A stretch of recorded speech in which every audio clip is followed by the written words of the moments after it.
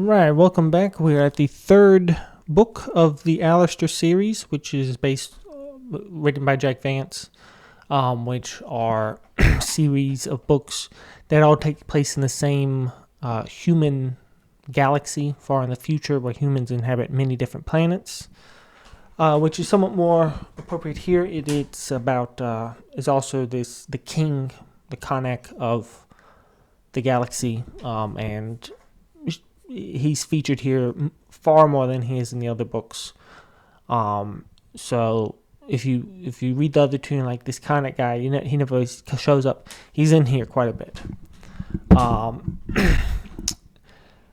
But he's not the main character. The main character is a guy from another planet who goes to Wyst, which is a planet, and it is a damning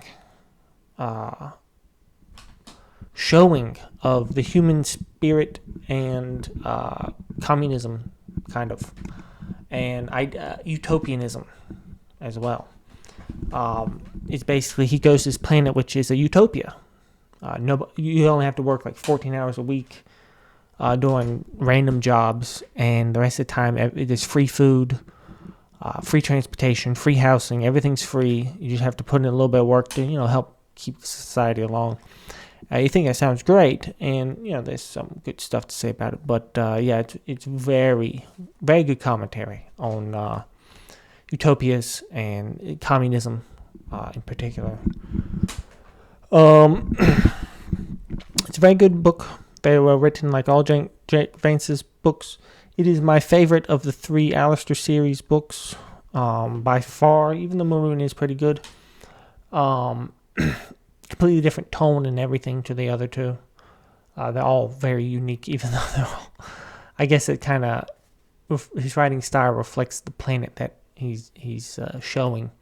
And Wyst is known for being very, the sun that they have shines on it's a smaller planet, so the atmosphere, it's got the best lighting in the universe, basically. And so I guess that's why he writes very clearly and matter-of-factly, just showing everything, all the details. Very good world building in here, which Jack Vance is very good at.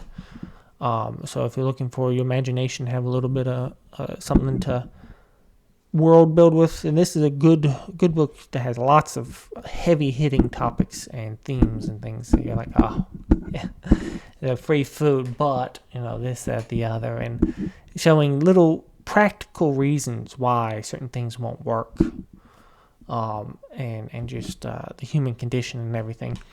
It's got adventure.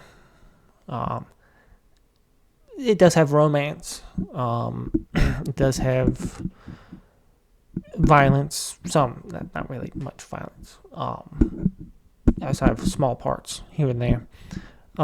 This guy's basically a pacifist. But the main character is likable enough. The storyline is coherent. I love to pick apart things as I read them. So if you come up with inconsistencies, I spot them pretty easily. Although I will say that I think I might have picked up one or two in here. It's very well written.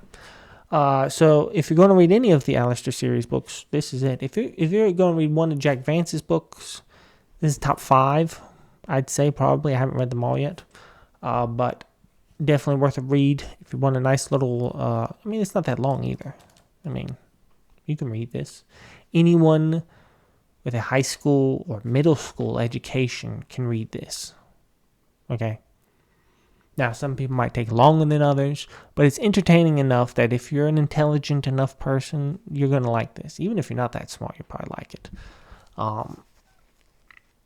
He doesn't use big fancy words. He doesn't use made-up words because it's about an alien stuff, right? But you don't have to worry about not being able to read it, not liking it, or whatever. If you watch movies and stuff, you're like this. If you're like most people and you never read, this might be a good way to get back into reading, because it's short, it's very engaging, and I think most people like it. So yeah, read it.